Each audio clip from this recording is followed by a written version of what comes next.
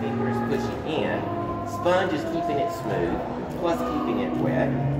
The reason I'm wanting it wet is the clay comes from the earth. The earth is water-based, we know. When it rains, where does all that rainwater go? It soaks down into the ground, and that clay knows he needs water for me to work with him. Everything above the ground and below the ground needs water.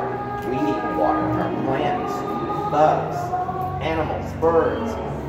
And below the ground, the roots to the plants, worms, the soil itself. Okay, I'm going to pull up again.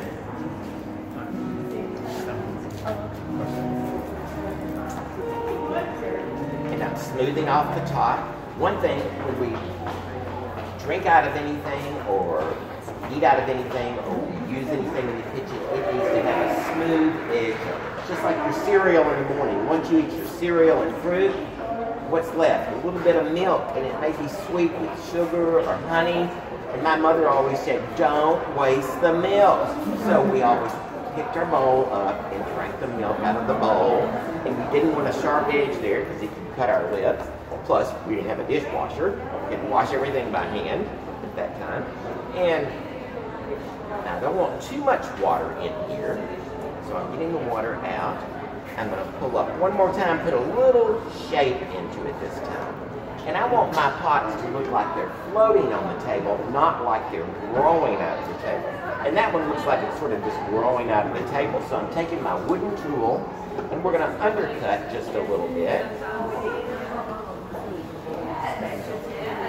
And cleaning that clay off, and scrap clay that I've scraped off, I can reuse that. It's recyclable. I'll use that and make another pot with it tomorrow. So then I'm going to squeeze and make a little more shape. We want it nice and rounded. And then we want to make sure we've got a smooth edge. Now, a cup right here I'm making, it's a juice cup. And it's got 4 indentions here. And I do that with just my pincher fingers. We're going to go in, we're going to pinch from the sides. And that's my handle to hold on to later. But people do not like to drink out of a straight edge because it's going to dribble between, off the sides of your mouth there, your lips. So we're going to re-round that for a lot of reasons. Design-wise, we want to repeat our rounded and round on top. It's just like when you put your outfit together. You may put gold earrings, gold necklace, gold belt, something gold on your shoes. You want to repeat as far as good design goes. But then in this situation, we're carrying reason too. When you stack them, round against round, if you stack a round one on the square, it's going to be a lot, topsy-turvy, and you won't be able to stack with maybe 2. So we want to stack 2 or 3 in the cabinets. So I'm going to re-round the top using one of my best tools, my hands. And so we re-rounded it, and make sure we've got a smooth lip on it.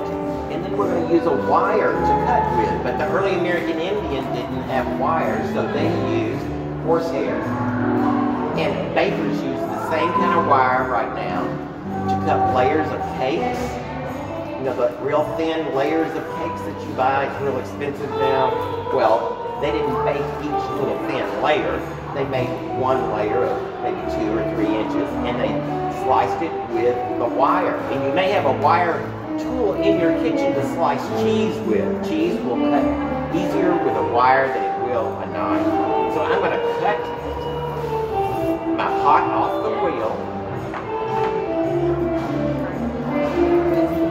And we're going to pick it up, and it's got sort of a rough bottom on it right now. So later, after it dries, I'm going to clean the bottom all the way around the edge so it has no sharp edge on it, so it won't scratch the furniture. So then, I'll let it totally dry, and then we put it in the oven called the kiln, and spelled K-I-L-N, and you can pronounce it kiln or kiln. Way. And we fire it, and then we bring it out after it cools, and we put glaze on it. And the way I put this glaze on this pot was I dipped it one side, let it dry, and then I dipped it into another side. And where they overlap, they'll form a new color, a third color. So, and they sell these in the gift store for me in different colors that I've made. And then when I was making pots and learning to make pots, all my teachers said, make a good, straight, sturdy mug. So one day I had all my straight, wet cylinders made, ready to put handles on them. And my cat jumped, knocked them all on the floor, and 3 of them survived, but they were all twisted and tilted. The others had to redo the clay and reuse it. And so I thought, well, the shapes look interesting, and I put handles on them, and then fired them and glazed them, and they sold faster than the straight ones. So the cat's still living. Well, if you've got pets, you know you live with your pets. They don't live with you. And so now this one, when I picked it up this morning, it happens to be a heart shape. Now all of them do not turn out being like that. A lot of times, somebody asked me one day, they said, sometimes when you, because I pick them up now and drop them myself. And so when I drop them, sometimes they gush and go every direction. They fold in on each other, and I just take a wet finger and I go in and redo it so it looks spontaneous. But then when I do drop them, I want it to look spontaneous, but a lot of times I've got to really check it out and make sure where to put the handle. Because if I put the handle on this one, you'd be drinking from that straight edge. So I decided to put it over here, and this is a good lefty mug. A left-handed because it channels the liquid directly into your mouth. But I'm right-handed, so I would have to sort of twist it and drink from this part right here. And they're all microwave safe, dishwasher safe, oven safe, no lead in the places. And so then later, National Arts Magazine wrote an article about it, and they called them dancing mugs because they've got a little more motion and movement in it than a straight mug. So I call them dancing mugs now rather than squished mugs.